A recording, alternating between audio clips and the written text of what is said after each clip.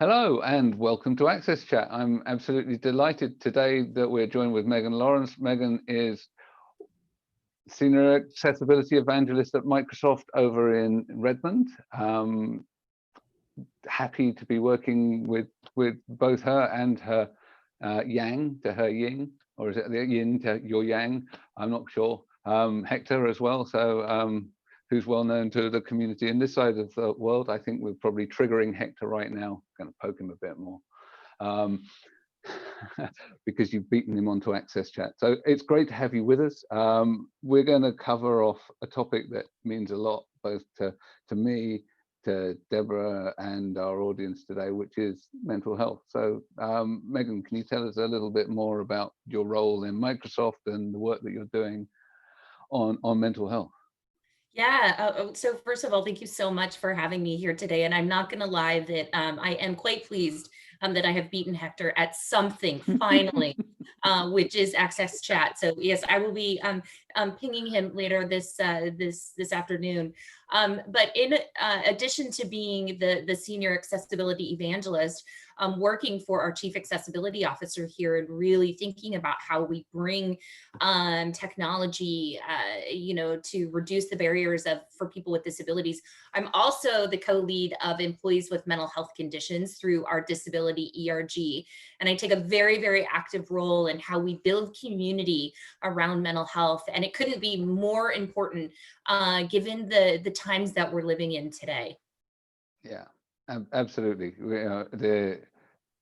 The last 10 months have been incredibly wearing and stressful for a lot of people, and we've taken pretty much everyone outside of their comfort zone, and so I think that we haven't yet really come to terms with the size of the effects that we're going to be feeling from this, because I think they're going to be long term. So what are Microsoft doing in the space supporting people remotely and supporting people's health, mental health? Actually, remotely? I kind of want to talk a little bit about what we're seeing from a current statistic perspective. Yeah, that would be great. You're completely correct that health officials are saying that we are in a historical wave of mental health concerns right now for people, whether that's folks that are coming to have mental health symptoms for the very first time and maybe don't have the vocabulary to talk about it and are really in this phase of self-discovery, or whether that's folks like myself who have lived with an anxiety disorder for many, many years. And I just see that my anxiety and burnout, those cycles are coming more quickly. And the self-care has actually had to really change for me. I know that this is an international audience, but I do want to talk about one statistic here in the US because I think it's just so telling, which is the Center for Disease Control reports this household pulse. So in January 2019, 8% of the American population reported having symptoms of globalized or generalized anxiety disorder, or GAD. Last month, 36.5% of the American population reported having symptoms of anxiety. So if we look at just that one mental health condition, we recognize that this is a very significant role that is playing out in all of our lives, right? Yeah, absolutely. And so when we really look at what Microsoft is doing, it's a multi-pronged approach. One is really making sure that we're telling stories. I mean, the best way to reduce bias and stigma is through storytelling. So having people at our company stand up and say, this is what a mental health condition looks like, right? It's invisible. You can't tell that I necessarily have it if I don't disclose it to you. And this is, what it's like to live with a mental health condition every day.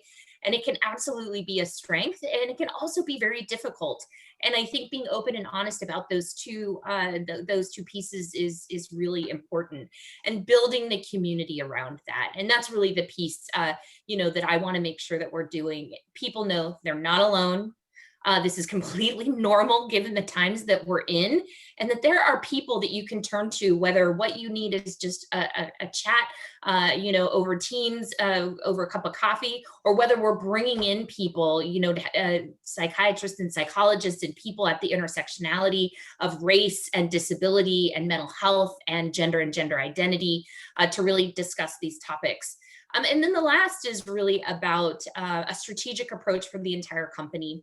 So we have put together the Mental Health Working Group and Steering Committee, which is comprised of 5 very senior executives, where we're really building out how are we going to approach mental health from a benefits perspective, from a technology perspective, from the way that we tell our stories every single day, and the way that we reach out to external community. So we really have those several pronged approach here.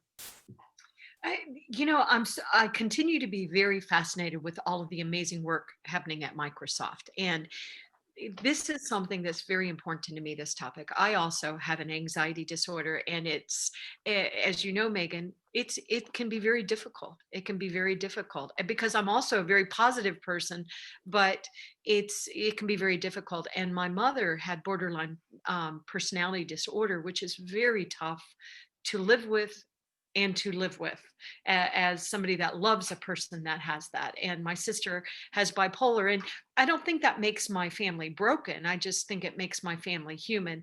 But I think something that I really admire you for is that you have been willing to come out and talk about this, because as you also said, people are afraid, and we know that you will be discriminated against, and there are biased, and there's so much confusion about our brains and how our brains work and how they tie to our body. And I also find that during this COVID-19 crisis that goes on and on and on, that the way I take care, trying to stay balanced. I was going to use the word sane, but balanced is a better word.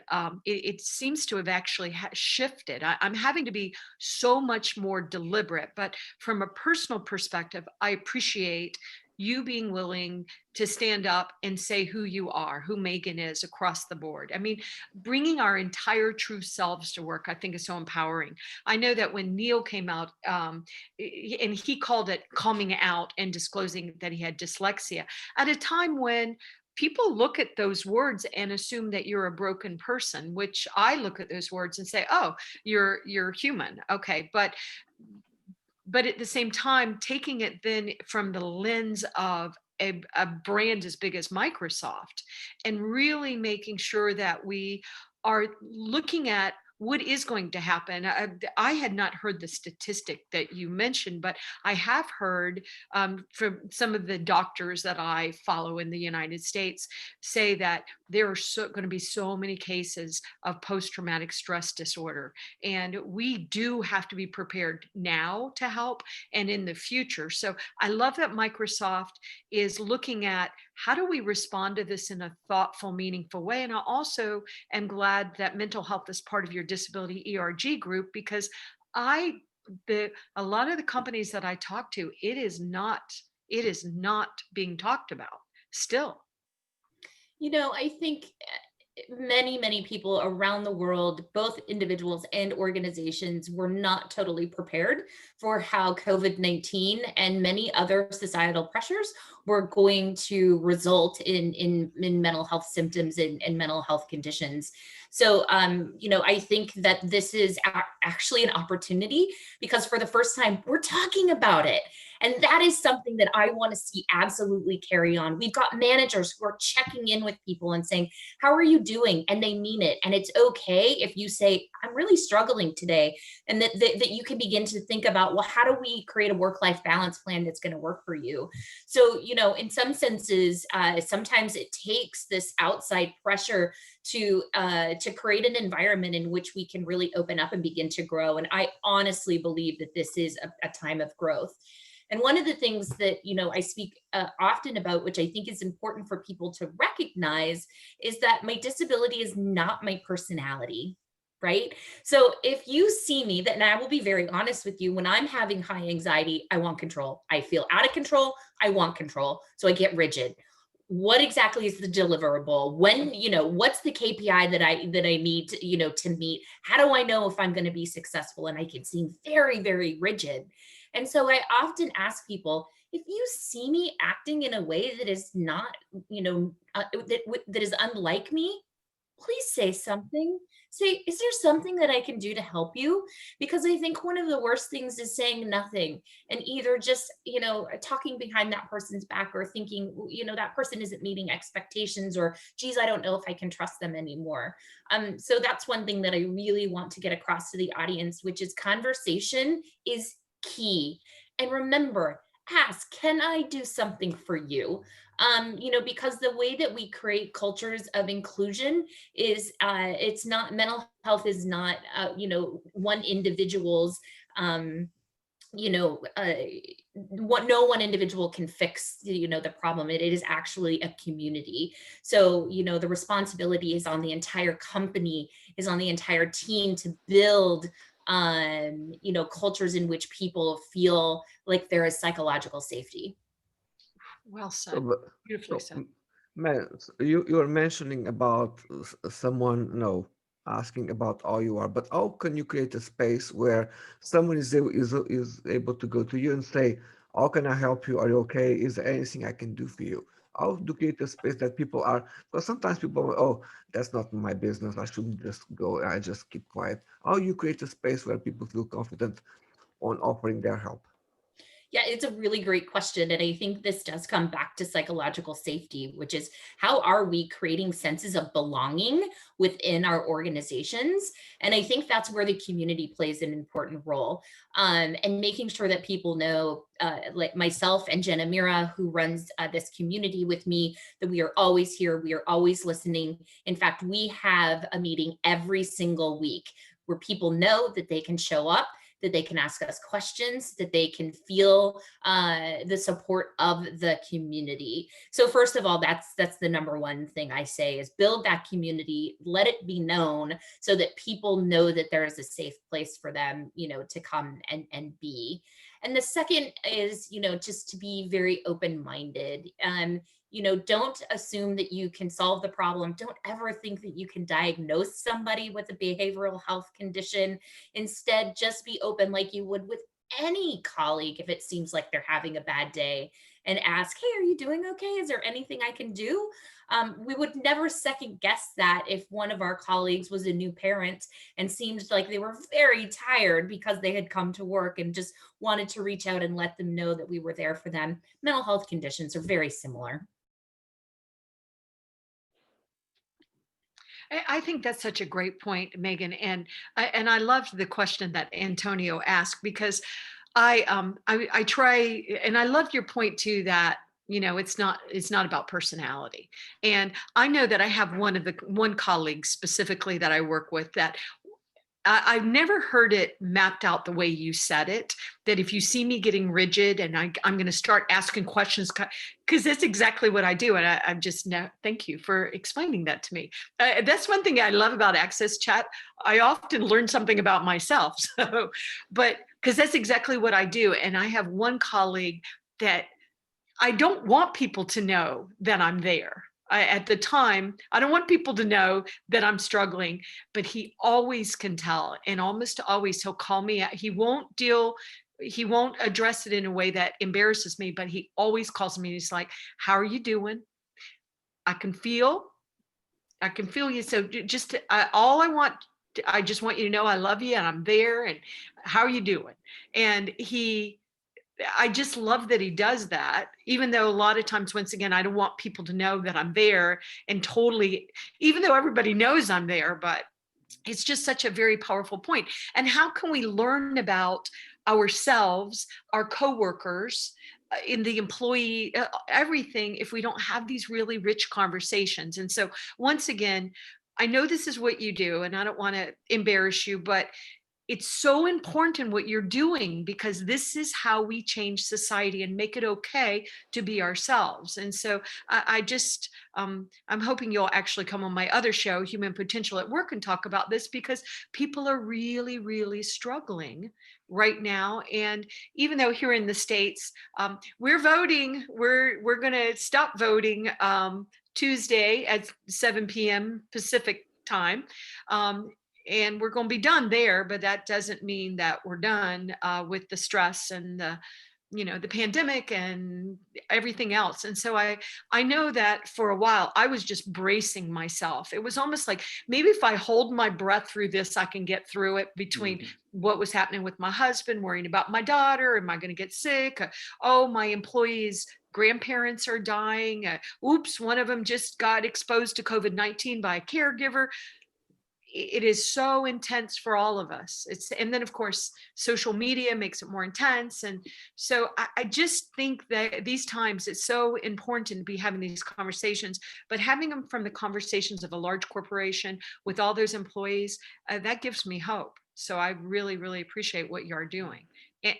But I don't see a lot of companies exploring it, but maybe I'm missing that. Do you see that companies are really taking this more seriously? And I know Neil wants to make a comment too, but let me give it to you. And Neil, I'll give the mic to you afterwards. In fact, many organizations have really robust programs. Most of the time they're in the benefit space, right? How do we really support people through the ability to provide the kind of care, whether that's therapy or other types of medical care? And I have seen several organizations. I'm just going to call out Starbucks because I am in the Pacific Northwest. They've made some new commitments around mental health. And so I think companies really are beginning to step up and take this very, very seriously. But to be honest with you, I think it's a journey like anything else in accessibility, right? We are on a journey and we're beginning to understand how we think about this, we talk about this, we put programmatic systems in place to really, really support people. Yeah, excellent. As an organization, another large organization, we also mindful of the need to sort of cater for the health and mental health of our employees. So we've done the sort of employee assistance programs, we do all of that, but we also have active ERGs like with Microsoft. In fact, the call that I was on before this was with the leadership group of our ADAPT ERG, and we have a mental health lead there, and we have mental health first aiders. We also have, and I think this is something that I really like, and I can't claim credit for. We have an allies network, and not only is there the network, but there's also training that goes along with it. So you get, again, a bit like you've done with the badging for accessibility fundamentals within Microsoft. You've gamified the process of and encouraged people to get it. People have got sort of collateral for their avatars, which are sort of We Are Allies sort of halo to go around their sort of avatars for social media and for stuff at work. So it's encouraging people to learn about how to be there for their colleagues, and I think that this is really nice, because you don't always want to ring the employee assistance program. You might not know where the number is, you might not even be aware, right, that there is this stuff in place, because lots of companies have all of these things and all of these benefits, but people don't know about them, or they don't know how to access them. And when you're in that moment of stress, it's even harder to access them. So having people where there's a visible indicator that they care and that they've had some training and that they're available for you, I think is really nice. But I'm also aware that we've talked a lot about the human aspects, but you and I both work for technology companies, and Access Chat also likes to talk about tech. And I know that that you're doing stuff around mental health, mental well-being, tech, in terms of sort of things like personal analytics. So I'd love you to tell us a bit more about that.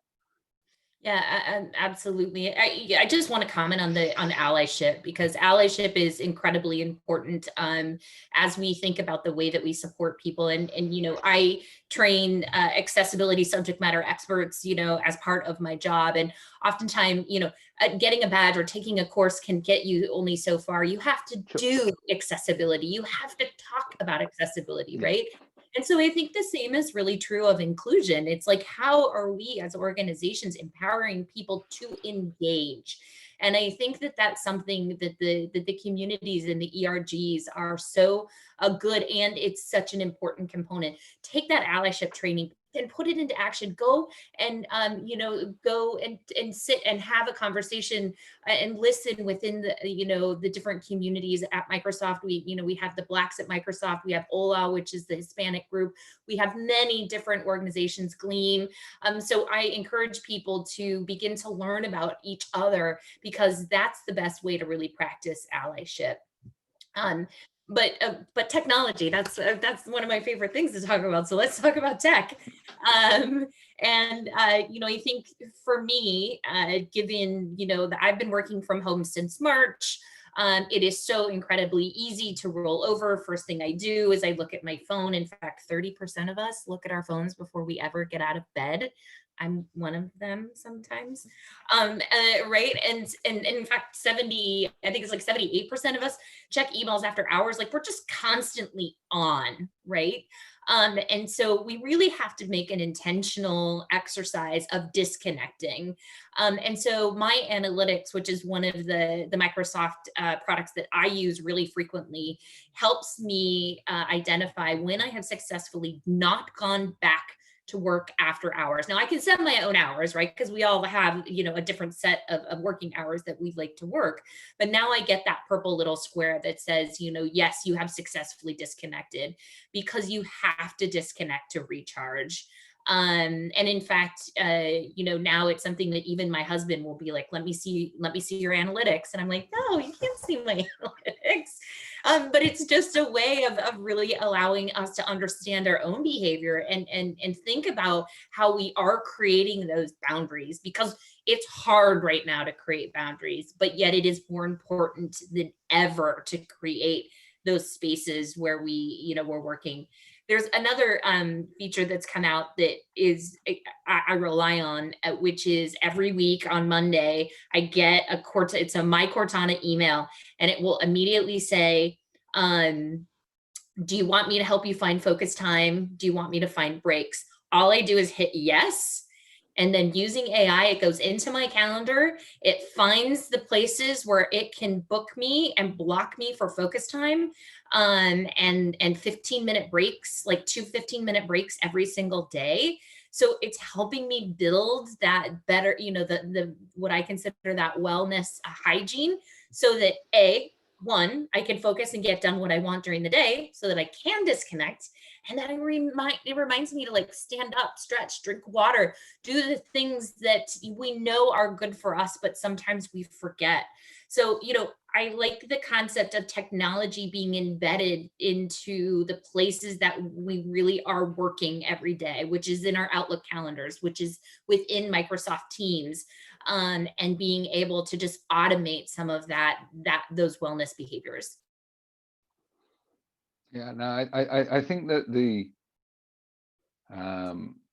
the awareness of the analytics of time well spent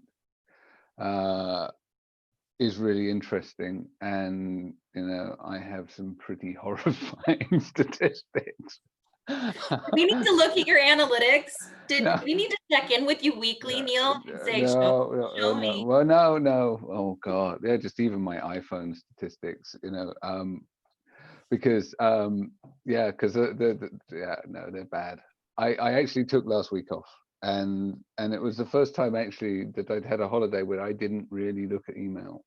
I'm not saying I didn't look at email, but they were mainly side job emails like Access Chat. They weren't my day job emails, and so that was actually quite new for me, because I have a habit of finding email to be really addictive it's so yeah, but I felt that the last 10 months had reached a point where, yeah, it's such a grind. Now, there's something about the lack of real human interaction. You know, I can, how do I say this without sounding creepy? I can no longer sort of touch you and smell you as part of my,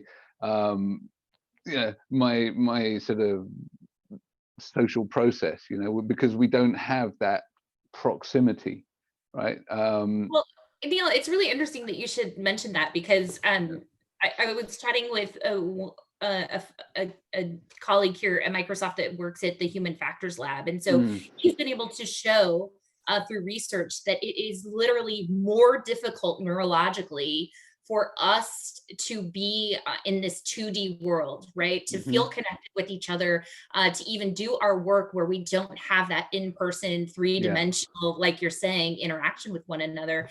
And that's why meeting fatigue is real. This is a real phenomenon. Yes. It's completely psychological and neurological. And so we do have to begin to think about how, we are, balancing the way that we do connect with one another. So, yeah, the good news is it's real, right? Yeah, no, so I know I'm not making stuff up, right? I worked from, well, not in this particular occasion anyway. So I've worked from home for 6 years. This last 10 months has been very different, because what I had before was space at home, an office at home, and then I'd go out and see people. And now it's just, avatars on a screen, or the 2D image of people, and the processing load of that on your brain, the delay, the cognitive toll that it takes doing that 12 hours a day plus is significant. So I think that when we talk about the new normal, we're not living in it yet, because there needs to be the pendulum swinging back to allow face-to-face, person-to-person, in close contact interaction when the health crisis allows it, because I think that is necessary for people's health. And then I think that obviously there are things that tech can enable, and there are things that we're learning about tech that are going to be very valuable. And so we're not going to go back to the old normal either, but I don't think we're in the new normal right now. Yeah, I think, bringing up, communication and isolation is really important right now. And so I think, oftentimes meeting fatigue can be very real, but I know for me, like, having cameras on is really important, because I want to see your facial expression. I want to see that, the body language, the non-verbal language that goes along. So, I often will always start with my camera on and be conscious of the fact that actually provides me another level of information that's important. But not everybody expresses themselves that way. So another thing that we have found to be really important is just having like an open chat. Because people express themselves using GIFs and memes, especially if you don't really have the vocabulary to potentially talk about the way that you feel. So I'm always encouraging people to think about creative new ways of engaging with people that's not, whether that's an open chat, whether that's memes, whether that's, having video camera on, or if you're fatigued and need to turn it off, being able to communicate that with people, that, you're having a camera off meeting day. But again, just really thinking about the way that you are enabling communication across different disability types, across different people's personality types, is part of the way that we combat that isolation. So yeah, I think there's so many different ways that we all, we're all different human beings. That's the richness of humanity. We've all got our preferences. I'm aware that we've already creeping up towards the end of our time today, and I know you've got a hard stop, so I'm mindful that we mustn't keep you from all of your colleagues and customers. So thank you very much, Megan. It's been a real pleasure chatting with you. We need to thank our supporters, Barclays Access, Microlink, and also my clear text for keeping the lights on, for keeping us captioned, and for generally, supporting us and the community. It's going to be fun on Tuesday. I really look forward to you joining us on Twitter and for us to continue the conversation then. Thank you very much. Yeah, and I deeply appreciate, the willingness to have this conversation, about mental health at a time when so many people are experiencing stress and anxiety, depression in new ways. So I hope that through this, we have, opened the door for other people to begin to think about their own journey, and recognize that there are communities, and including this community, where we can find support with one another. So just very quickly, I'm going to have all of you do one thing with me, which is take one really big, deep breath. So here we go. Ready?